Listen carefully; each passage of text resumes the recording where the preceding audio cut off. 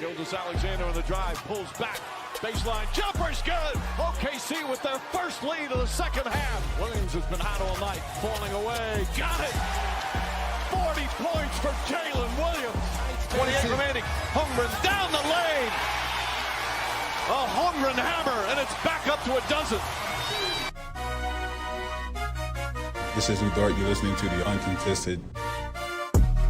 What is up, everybody? Welcome to the Uncontested Post-Game Show, part of the Blue Wire Podcast Network, and proudly sponsored by Prairie Artisan Ales. I'm your host on this Thursday evening, JD Silva, joined by Justin. Hello, everybody.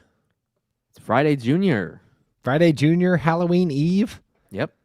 So many things going on. You have Halloween plans? Are you dressing up? I am dressing up. I will be the Pope. The Pope. Yeah, I try and do something Incredible. dumb. I try to make my costume dumb every year. Are you going to be specifically like the Chicago Pope? Like, are you going to have a Chicago dog? I feel like it should be a show called Chicago Pope. It's like Chicago Fire and Chicago Pope. Yeah. No, They air back to back. It did come with a prop Bible that has a flask inside. So, yeah, it's real civilized. That's real wild. Yeah, really great stuff. A few years ago, I was Judge Judy. I was Beetlejuice. I remember that. Yeah. I just try to be something stupid. I love every it. year. I love that. Yeah, Halloween will be fun. It's nice that it's on a Friday. Yeah, it is nice. Yeah. So fun. Tonight's game was also nice. I got to be in arena for this one. We're going to break Yeah, you that did. down.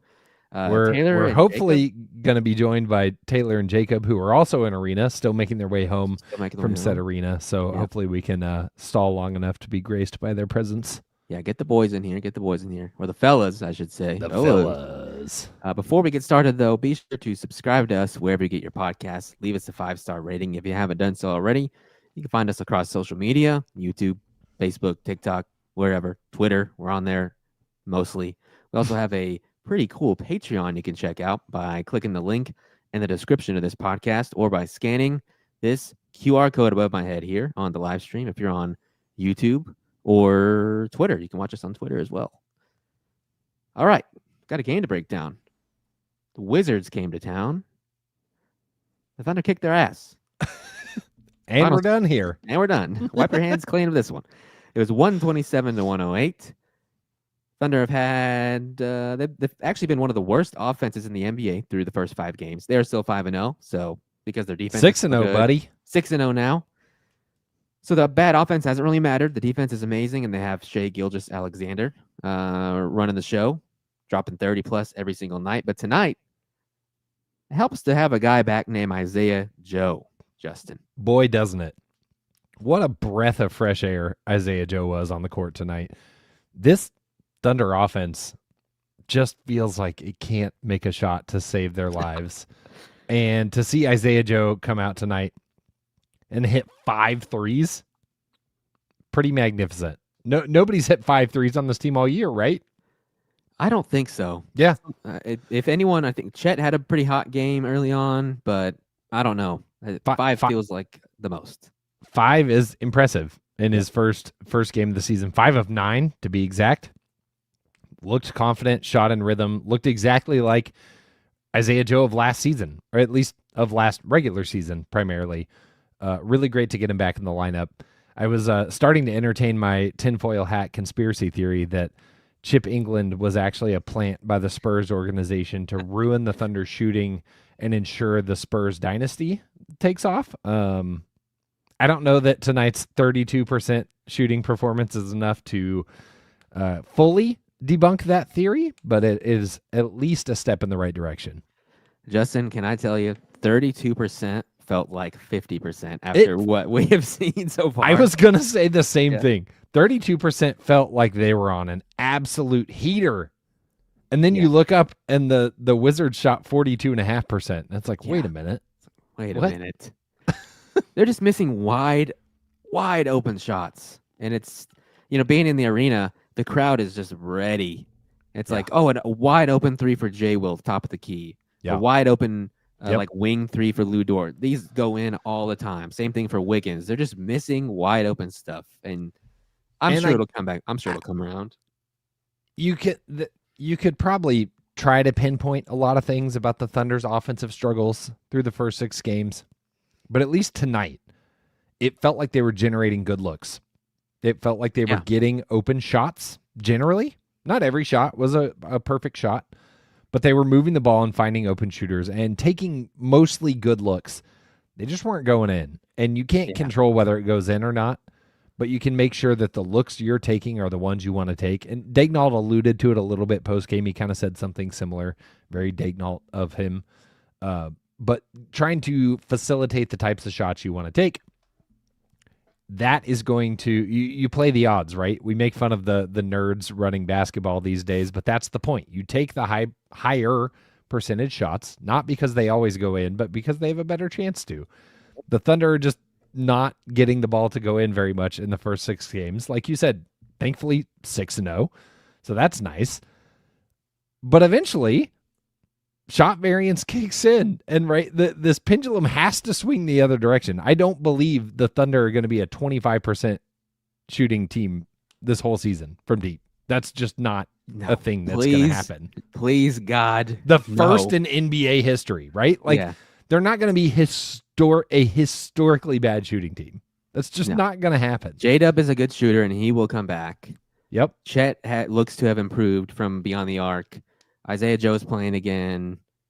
And SGA's been fine from 3. Is Lou Dort gonna just be absolute trash from 3 now? I don't believe that either. He's always been streaky. He has been through 6 games, absolutely. But that's not who he's been for 3-4 seasons now. Yep. Yeah, I agree. So it's hard to believe that they're gonna be this bad forever. So the obvious positive is they're 6-0. Yeah, they're an 6-0. Absolute dog water offense, and they're undefeated.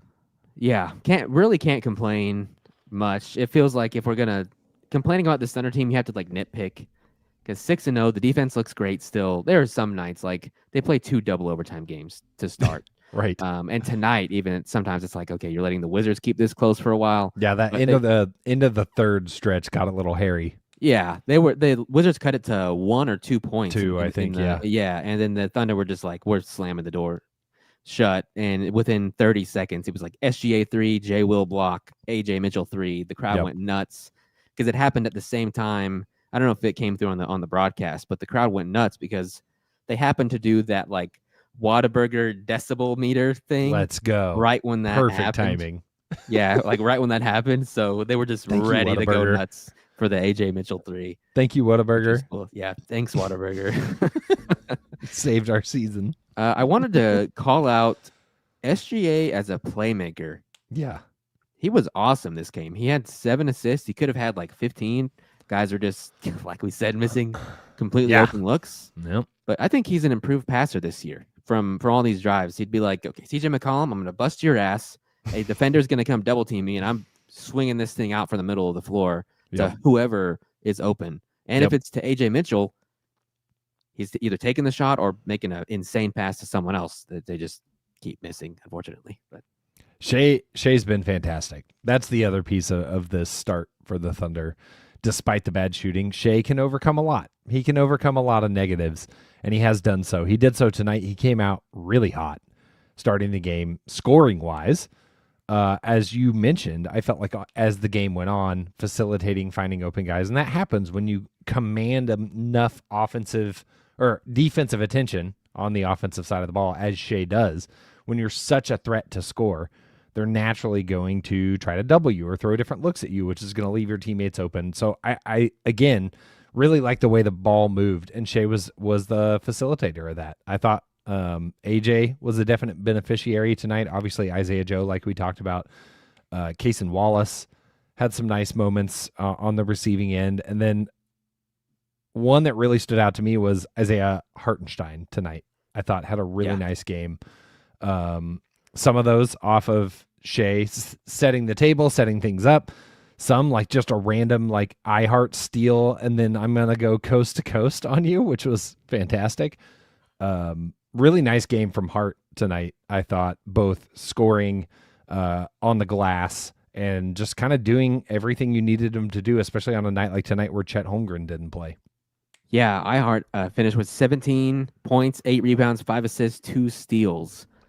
And really, the Wizards have no center that can contend with his like toughness. They have Alex Bagley. Sarr and Marvin Bagley. Neither are like power bigs. They're more like finesse. They're gonna float it over you rather than like go into your body and finish that way. So he just kind of feasted the entire night. And it's like every guard took turns trying to throw him a lob. And he had like 6 or 7 dunks in this one. Yeah. And it feels like I'm in a science experiment with these with the lob passes. It's like, can we figure out how to throw a lob? Every single one, it's like 50-50 if it's gonna work or not. This team right now, your life on the line, gun to your head, gun loaded. The assassin cocks it and he says, "The only way you're gonna live, buddy, you get to choose. Lou Dort hits a 3-pointer, or the Thunder successfully throw a lob to Isaiah Hartenstein. Which one are you going with?" Oh God, it really might be. After what I saw from Lou Dort in the playoffs, he had coming through in big moments. Game 4 in Denver. You're gonna rely on clutch Lou to save you. I think I will. Okay. It's like they have their eyes closed when they're throwing lobs to iHeart, and poor guy oftentimes just has to go reach up and grab it and come back down and then try and finish it. But I mean, he still feasted. Like they just could not stop that guy. That's amazing. Yeah, he was great. I thought one of his best games of this early season. Really nice stuff from Hart. I didn't mean to move on from the Shai stuff too quickly, but I don't know how many more things you can say about him, man. Like he's been awesome. He has absolutely been, obviously with J-Dub out, been the focal point of this offense, of this team, and he's stepped up in every way. Didn't play a second in the fourth quarter tonight. Still finishes with 31 points in 29 minutes and only shot 6 free throws. So the last 3 games, whether he likes it or not, has done quite a bit, or should have done quite a bit, to quell the free throw merchant narratives to start the season. What is that? 9, 10 over the last 3 games total? Something like that. 8. Yeah, he's like he shot 4 against Atlanta, 2 against Dallas, 2 against Sacramento, 6 tonight.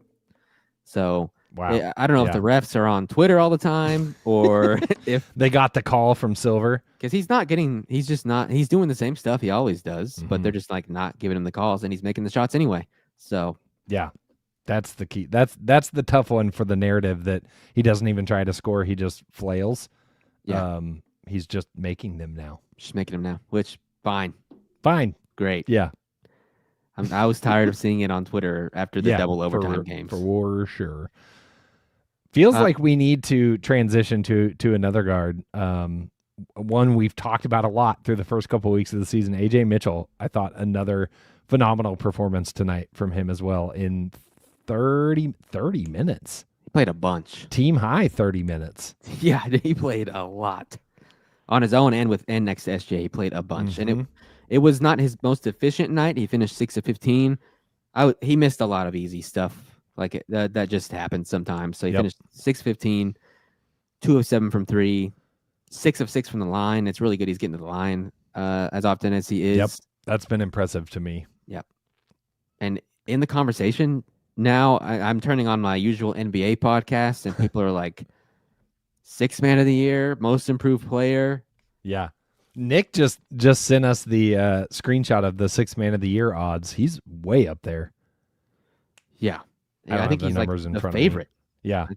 He's at plus 950. Yeah. Ahead of Jeremy Grant, Naz Reid, Anthony Simons, Tari Eason, and DeAndre Hunter are the other ones listed. Now, again, 6 games into the year. 6 games. But how about that? Can't hate it. Yeah. You can't hate that. No. And he's going to keep getting minutes. It might be a good time to talk about the news we got today. Yeah. It kind of fits into here. Nicola Topic, as we heard a few weeks ago, had a surgery. The kid came out today. We kind of speculated on the podcast, like, okay, it's probably going to be, it's one of 2 things. It's either an injury or it's something that has to be like a mass that has to be removed. And it came out today that he has testicular cancer, which is crazy. Crazy. I feel really bad for the kid. What is he, 20 years old? Yeah. Had the ACL, got back into shape, now has this, just trying to get his career off the ground. Awful. Presti did talk today. Presti was the one who announced it, and he's been really careful to not shed too much light on like how the team's feeling about it, but he did say the doctors feel quote like overly optimistic or very optimistic about the outlook, but there's no timetable for his return. Like he's doing a full chemotherapy round of chemotherapy, and I can't imagine how hard that would be to come back conditioning wise. Absolutely. After something like that. So I wish him the best from a health perspective. Agreed. Obviously I got my ball jokes off when it was first announced, but that was always kind of tongue in cheek. We always knew the reality could be it could be something cancer. Serious. Absolutely. I wish him well. Hope for a full recovery, not just for the Thunder or basketball's sake, but just for him. Like you said, feel awful for the kid. Terrible way to start your career. I'm sure he had, as much as we were excited to see him on the floor, I'm sure he felt that even more so, and I'm sure this is frustrating.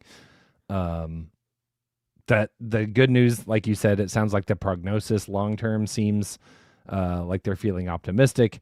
It's a very treatable form of cancer, as Sam Presti noted, and I think between MD Anderson and the OU medical team, he should be in good hands. So hope to see him return to play. People were also talking on Twitter about who was it for the Nuggets that went through this? Was it Nene? Yep. Amazing. Played for like 10 or 11 years. Yeah, I think it was 11 more seasons after that, that's great. That's I'm sure that's something you can look to. Iconic player. Forgot about Nene. Absolutely. Nene? Yeah. Nene. Yeah. I have no idea. No, I feel like Nene and Nas Reed, if they played in the same era, would have been an incredible duo. Similar vibes. Yeah. Mm-hmm. But I don't know. I feel really bad for Topic. I just hope he's with a franchise that I trust to like do right by him in terms of giving him an opportunity to still fight for those minutes in that position when he gets back. Yep. That's the biggest question is, now obviously the discussions we had through much of the summer about AJ versus Topic and the rotation, that looks very different in the immediate future. But we also know,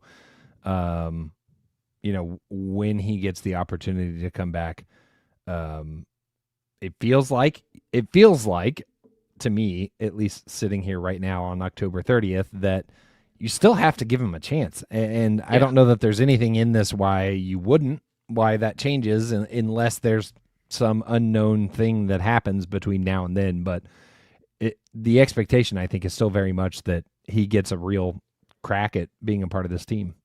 Yeah, I really hope he does. And this is one of those rare moments where like outside life is at a crossroads with basketball, which we watch to like have fun and not think about real stuff. But this is like a very real thing.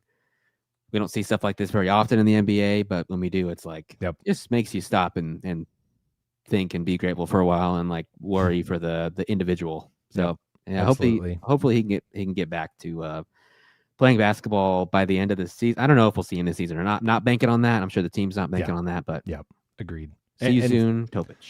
Agreed. From a on-court perspective, based on what we were expecting coming into the season with the rotation and the guys available, you obviously have to feel great about what AJ's done so far in the season, because as deep as this roster is, as many guys are going to be fighting for minutes throughout the whole season, the beginning of this season has demonstrated the need for that second strong ball handler. Even when, not if, J-Dub comes back, I think AJ still is filling a very real need for this team with what he brings as that second creator. And especially when you start to put J-Dub and Shai together in lineups, and as you play with staggering, having AJ as that other complementary piece in the backcourt is going to open up so much. It's going to change the way this team can play. I mean, we got a lot of flashes of it last season, but when you think back to that playoff run, like imagine some of those scenarios with AJ. It's just a different dynamic that nobody's had to prepare for yet, and that's really exciting for me. As fun as he is to watch now, looking ahead to what it'll be like when they're back to full strength is extremely exciting. Yeah, there were so many times in the playoffs last season where it was just like this offense is in the mud. Yep. Like what can be done? Like J-Dub and Shai can't do everything. Yep. What can be done here? And it oftentimes was Caruso making something happen, the rare Chet making something happen in the playoffs last season. Like AJ is going to be a huge, and this does make me think back to, didn't AJ got minutes in the literal finals? Game one of the finals. Game one? He sure did. That just makes me think like, did they know that he's really, really good? They must have had some. I mean, we knew throughout the season last year. But even AJ last season was not correct. Like there were shades of this, but it was correct. He came in and got cooked 2 possessions in a row and went and sat back down. I remember screaming at my TV, actually, now that you think about it. It's like, Mark, I love you and I love AJ, but get him out of here. Between that and the starting lineup change, Mark was getting cooked by the national media for some of those choices in that one. But I don't know. Say the Thunder get back to the finals. Are the butterflies slightly less for AJ, given that he got some burn this year? Maybe. I don't know. So. Playing the long game. Yeah. I haven't got to the point with AJ where I'm thinking about playoff expectations. I'm more just can he continue what he's doing right now? Yeah. Because I'm actually going to look up. I'm glad you brought that up because I was thinking about this in the car the other day. It's almost a cliche at this point. I know we've said it a lot on this podcast, especially when a guy kind of like AJ gets off to a hot start of the season. The thing that'll be really interesting to watch over the next couple of weeks, what happens when AJ is on the scouting report? Yes. Because if I had to guess, for most, probably not all, but most of the first 6 teams Oklahoma City faced, AJ was probably not a very deep section of the scouting report. Yeah. I would venture to bet that moving forward, that changes. And so what happens when the defenders get a deeper briefing on his tendencies, a better idea of what to expect? We have more tape on him. We know what he wants to do. I would expect, given just how this works in large sample sizes, you're going to go through a rough stretch with AJ probably in the next couple weeks that is going to lead people, people are going to overreact because that's what we do. But then you adjust again. Right? If he starts getting guarded a certain way and it gets put on tape that, this works to slow AJ down, that's going to spread and he has to adapt. And that's how you get better as a player. It happens to every player. Everybody in the league goes through that. And I don't think that's necessarily happened yet for AJ. So that'll be something to watch as this team moves forward in the schedule.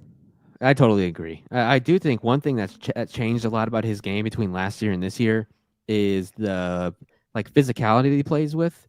It just seems like a lot bulkier this year, and that's something you can't really scout against. It's like if he's just really strong and physical on his drives, and that's something. Big boy. Hopefully, that will sustain him through this. I just don't know. I was looking at the scoring for the Thunder last season. SGA averaged 33, J-Dub 22, and then the next one was Chet at 15. Yep. Is AJ gonna? There's no way AJ averages 18 the entire season, right? Because that would would be nuts. That would be insane. Is he going to be the 4th or 3rd leading scorer? There's no way. But 4th, I think, is attainable. It is, which is still who was the 4th leading scorer in the season last year? It would be Aaron Wiggins, who averaged 12 per game. Yeah, I think that's attainable.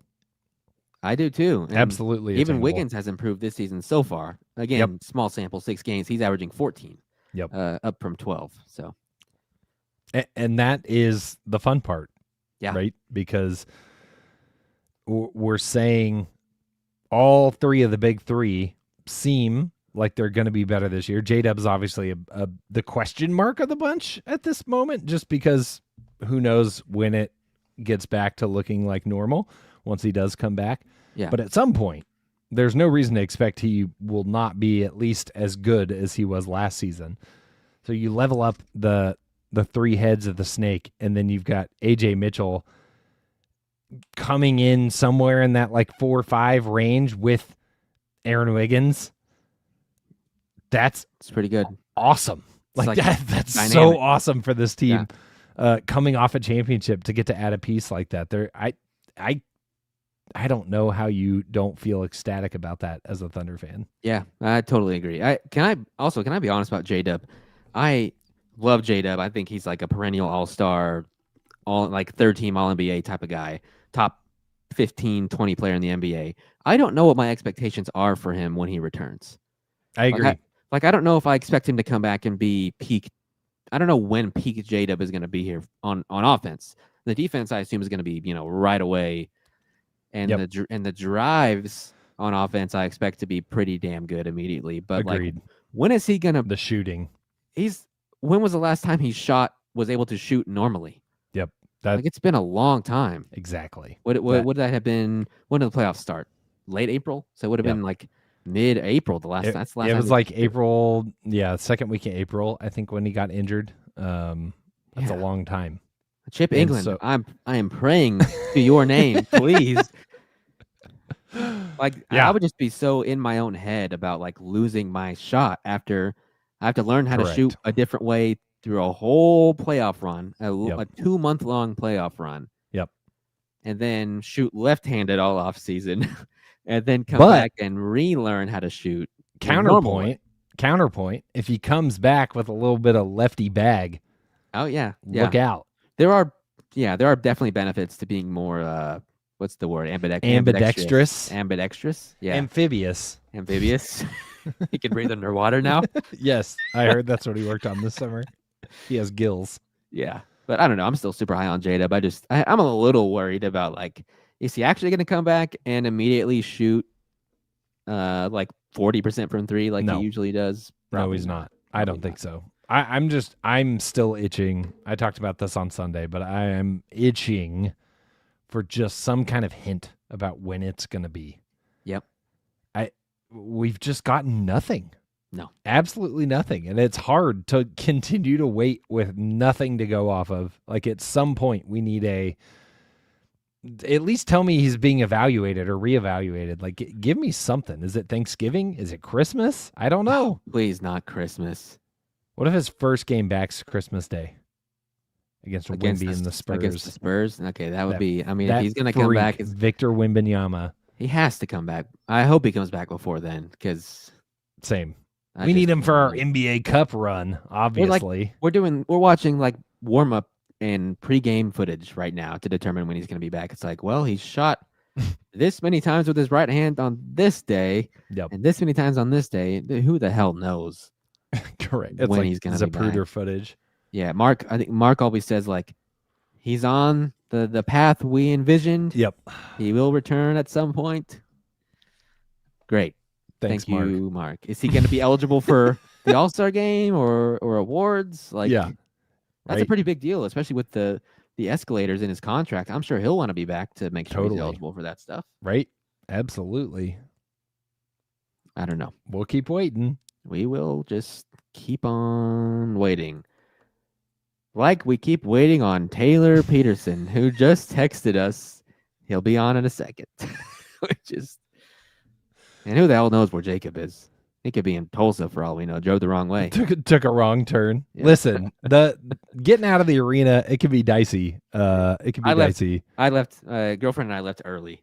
Yeah, quitter. Beat the traffic. We were we're up almost 20. Let's get the hell out of here.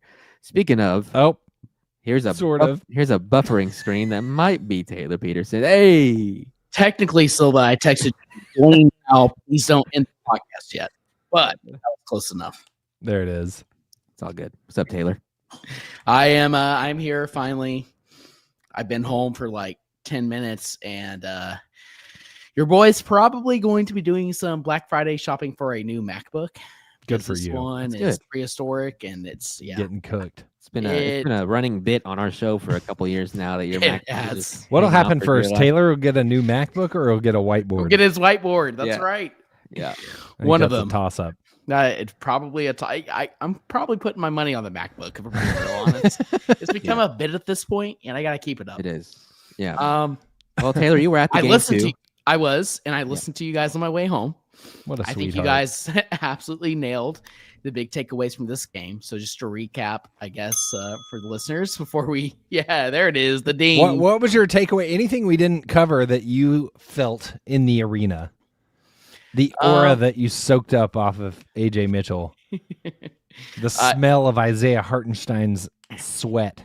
The You guys, had some good seats tonight. Yes, I got spoiled yet again. And it never gets old sitting that close and just like, it. You can see it even just when you're in the arena. Like when we were in the 300 level Loud City Cup here 2 weeks ago for ring night. Yep. You can see how much bigger these players are in person. But when you're down low, Shai looks like a absolute giant. And he's a point guard. And then you see Isaiah Hartenstein and Alex Starr, and these guys are just like absolute monsters. I think the big takeaways were Shai, how incredible he was. Obviously, the Wizards are the Wizards. We know this. They're a rebuilding team. But they do have, and some of my coworkers were talking to me about this, they have athletic, long players who really are good defenders. They're a little more fun now. And I agree. The Wizards are 1-4, but fun 1-4. It's a fun, it's a fun 1-4, one that you can actually enjoy watching, unlike the past few seasons. Right. And Alex Starr's coming off a 30-point, 12, 14 rebound game. I can't remember exactly what it was.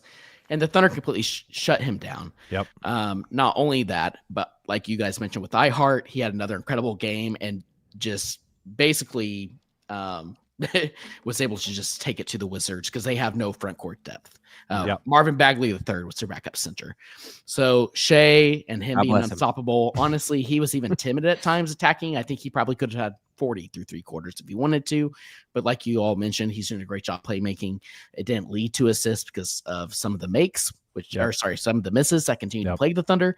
iHeart continues to dominate here over the past couple of games after a very, honestly, extremely disappointing start, in my opinion.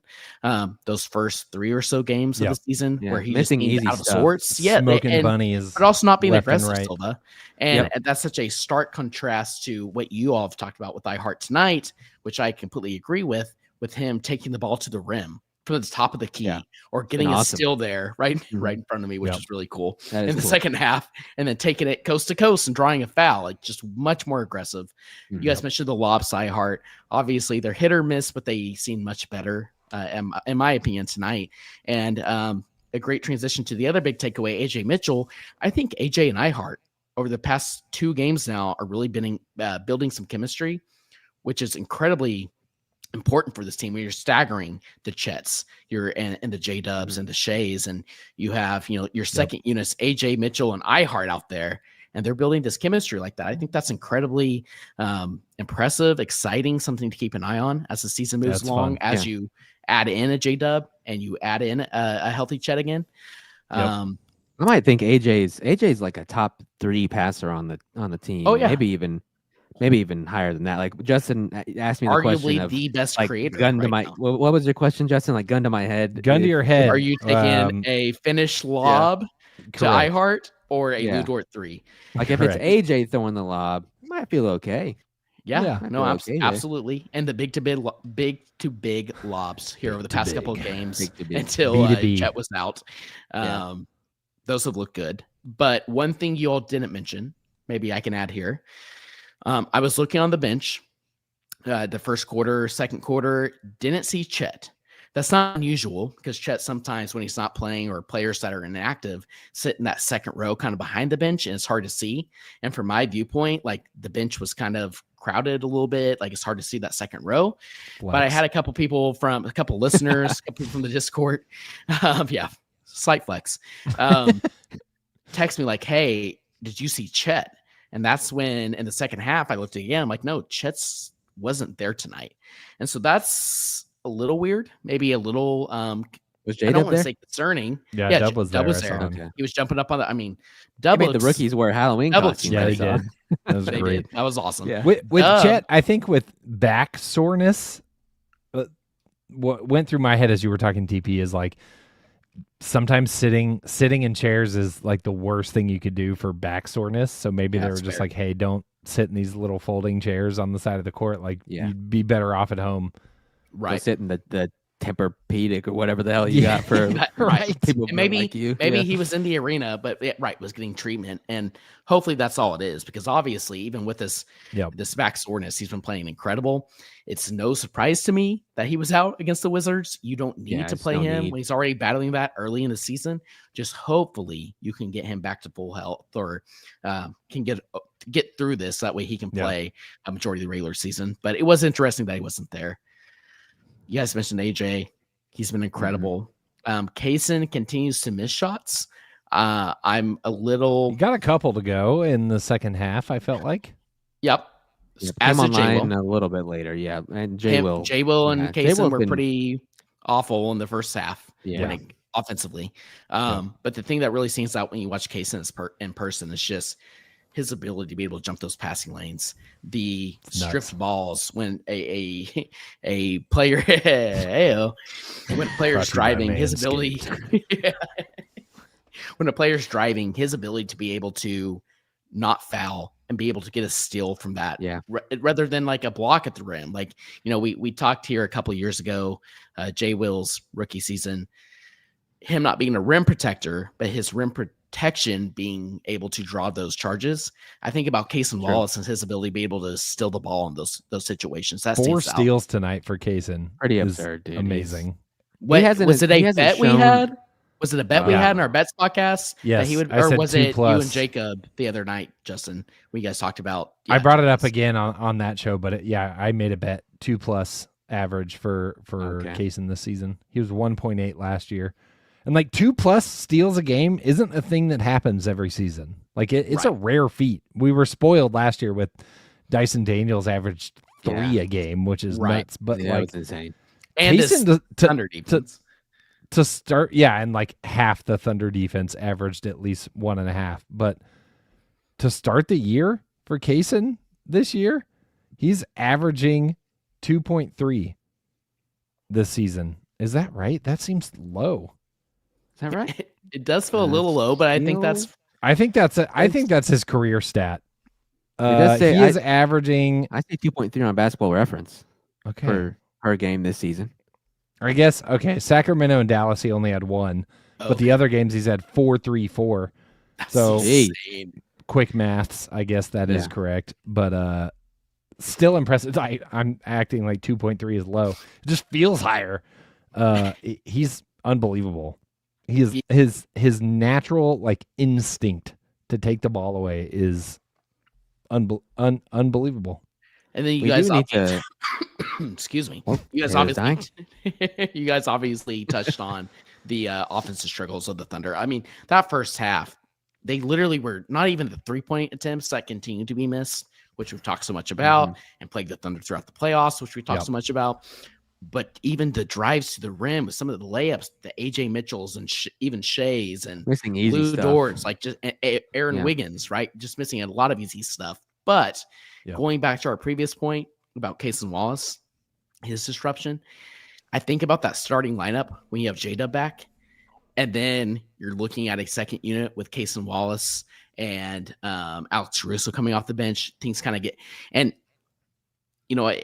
we're seeing the inefficiencies of this offense so far this season, but I think what kind of masked a lot of that last year was this team being healthy outside of Chet right early in the season, and their ability to be able to play that hard nose defense, get those steals and deflections, and play transition offense. We haven't seen a lot of that right now because of the injuries. A lot of that due to J-Dub, Chet, etc. But I think we can get a fully healthy team back. Even if this team is missing shots, like it took the Thunder until the third or fourth quarter yet again to get up 20 points against the Wizards when they should have been up 20. Watching this game, I felt they should have been up 20 at halftime. And I think when you have those players back in place, you're pushing the ball in transition and playing off those steals and deflections in both units, the first and second, third units. Like, it doesn't matter if you're hitting your shots at that point, right? And that's kind of what we saw last year. So those are my big overall thoughts watching. Well, TP, since you've been running the recaps and you were there in person, why don't you kick us off for King of the Prairie? Who are you giving our King of the Prairie to tonight? Brought to you by Prairie Artisan Ales. Oh man, this is our first one in a while. It's hard not to give it to a player like Shai, who had 31 points on 11 of 20 shooting, 3 of 6 from 3, and through 3 quarters.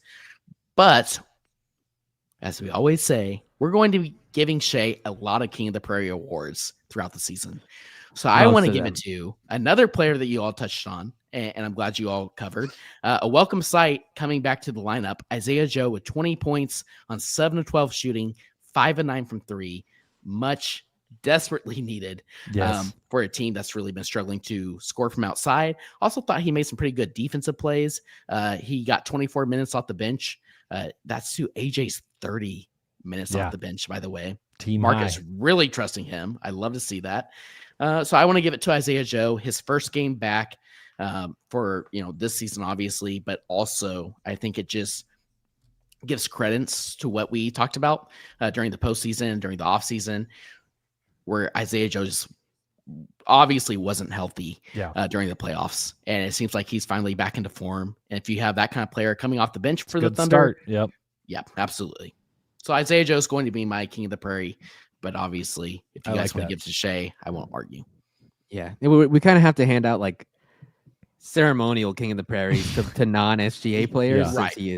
He's like the perma King of the Prairie. Yeah, he has what's it called? He's like all-time King of the Prairie. Like when you play football as a kid and you're like, I'm the all-time quarterback. It's like SGA just has that award kind of forever. But yeah, really good to see Isaiah Joe back. Made me feel like this team could make threes again. Made me believe. It's so nice to hear, like to see someone make a bunch of threes in the arena because they go nuts. They go nuts for it. So shout out to him. Yep. I think I'd give mine to Hart tonight. That's another good one. Hartenstein, like we've talked about throughout this show, but really nice game from Hart tonight when he's was a little up and down to start the year. Wasn't looking as automatic on his little floaters like he did last season, but I thought tonight made some really nice plays on both ends of the floor. Anytime also you get just playing more point aggressive guard Hart, and assertive. Yeah. But you're right. Even not just even attacking the rim and attacking the boards like he has been the past couple of games, but to your point, Justin, also facilitating. On that point, a little fun aside from being at the game, a little anecdote for iHeart. Love it. So some of us were down low, some of us were in the lower bowl, and I get a text from one of my coworkers up there. He said, "Hey, who's that big dude in the white sweatsuit who's taken up like 3 different seats courtside?" We put it into RAI for our company is Chat DVN, is the Chat GPT equivalent. So it's my boss and my coworker, and they're like laughing about it. Let's ask Chat DVN. Chat DVN tells him from a picture that it's Fat Joe, the rapper out of Houston. They said, no, it's not Fat Joe. And Chat DVN responds and says, oh, you're right. It's Dwayne Johnson, the Rock. And they're like, okay, you're getting way further off. Dude. So my buddy, my coworker texts me and says, Taylor, up. who is that sitting courtside right across from us on the other side of the court from you all? It's Mr. Hartenstein himself, iHeart's dad. That's amazing. My God. Also known as Fat Joe. Dude, the Also AI, known as Fat Joe. The AI don't ever ask it a sports adjacent or question because it just blows it. I'm still mad about blowing trivia last week when I had to come up with questions. I asked ChatGPT and it just get what you deserve. Let me down. And I never use it. I was like, this one time I'll use this damn You made me look stupid. Made me look stupid. My favorite part is that it's whenever you correct it, it's like, you're right. And then it just gets it wrong again. Gets it wrong, even more wrong. Yeah. You were closer at Fat Joe. Like, were you? Is that closer? It's fair. I don't know. I need a side-by-side of Mr. Hartenstein and Fat Joe now. Ask ChatGPT to generate you an At image. ring night, I saw Mr. Holmgren, who he's my favorite specimen to come We literally across. walked right past him at the just casually in line at when the I feel like me and sessions. him always bond whenever we lock eyes. above the crowd. dudes. Just the tall boy fraternity. Hey, that's my guy. He gave me if you longtime uncontested listeners know, he gave me the inside scoop on Chet's hip. I asked him like a month before when I saw him in the concourse. When I followed him into the bathroom. That's right. How's Chet's hip? And he told me, and I quote, good. And Whispered then a in couple his weeks later, it was like Chet Holmgren is set to return good. That's it. here in a couple weeks. That's Taylor's version of the John Mateer told me at Sources tell Chipotle me. that he's Yeah, playing. That's right. Yeah. Exactly. Unbelievable. Well, I guess we're gonna start winding down the show. I did want to ask you guys, when the hell is the first loss coming? It's a great question. Should we look at the who do we have upcoming? That's So what I was try saying. to peg it. I have it pulled up. Sunday, Trying to do what? Listen. trying to on Oh, Sunday. dude, they got the 2:30 p.m. matinee guess- on Sunday against New Which- Orleans. Those are always scary. The early Sunday games are always scary. but Another New Orleans, work thunder story here. Yeah, I New won Orleans is the shit. lottery. You join a lottery each season for OU tickets. Haven't won any of those. Thunder tickets, obviously more likely because there's 41 of those games available. yeah. I won the tickets for this Sunday at 2:30. Oh, But your boy in his Oh. coaching debut oh, is going to be coaching in the championship game at like 1:45. Wow. 3 and 4-year-old soccer. So I can't dedication make right it. there. I can't make it. Speaking of that game, before we go into our predictions about when they'll lose, shout out Matt Ravis, who tweeted this earlier today. It caught my eye. Silva, you're nodding like you saw it. Well, maybe. A Heat reporter Nope. posted that for the third time this season, the Heat are playing in an arena the night after an NBA Youngboy concert, and it smells the same as the first two. The locker rooms are literally closed in San Antonio with signs they're being disinfected.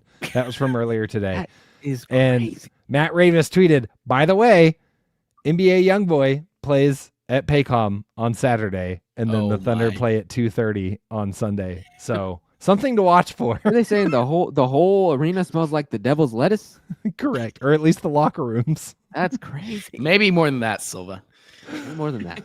What if you just like map the Heat schedule to the NBA Youngboy tour? Scheduled loss. Just follow him around all year. Scheduled loss got secondhand high from So, the night something to before. if anyone looks a little, a little off on Sunday, something What to if think it's the about. opposite? What if, like, They're locked in. gosh, I'm going to take us down a Jacob rabbit hole here, but imagine this defense on cocaine. I mean, hear me Oh. out. that was That's a called the Jacob 80s, brother. That was true. I'm just doing my part with Jacob not here. You guys see Michael Jordan say the most stereotypical thing possible on the NBC thing. They interviewed him for like 20 minutes and they're cutting it up into 30-minute segments every Yeah. show. The last one they asked him about load management. I don't know if you guys saw Yeah. that. They're like, back in did. my day, I play basketball 2 to 3 hours a day. What do you do with the other 21 hours? I don't know, Michael. You retired for like 5 years.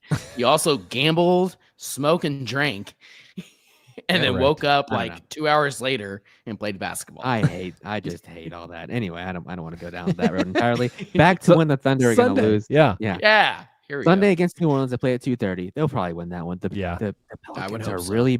the Pelicans are really bad, Yeah. and they could have had. Oh God! I saw a tankathon spin that had the Pacers with the first pick and the Pelicans with the second pick. Unfortunately, the Pelicans traded away both of those picks. I saw that too. So brutal. bad. So they're probably going to win on Sunday, I would guess. I But would then, hope. Yep. But then Tuesday at the Clippers in a back-to-back, they fly to Portland Ooh. that Wednesday. I think either of those could either of be those. candidates. That first one against the Clippers too is a 10 p.m. tip, one of the Peacock games. That is tough. Yeah. 10 p.m. Well, Only 8 in LA, but still. 9 our time, but yes, still Yeah. sucks. Oh, no, you're right. yeah. Sorry, Clippers. No. You're correct. Clippers is 10 p.m. Central Time. Yeah. It really is 10 Yuck. here. Correct. You gotta be honest, fellas. I'm not Oh, watching I'm gonna that. I will be asleep. 9 I'll p.m. catch the was replay. dude. 9 p.m. was tough last year. We got to. 12 I can't do it. We all have jobs. Yeah. Can't be Can doing you imagine that. doing a That's too post much. game after that at No. like Hell no. 12:45? Hell It's no. too late. I'm too washed for that. Too late. What if that game goes to double overtime? Oh, don't you dare. No 2 way. a.m. I'll wake up and watch it before work. I'll Ugh. catch the ending Yeah, as it goes into its sixth overtime.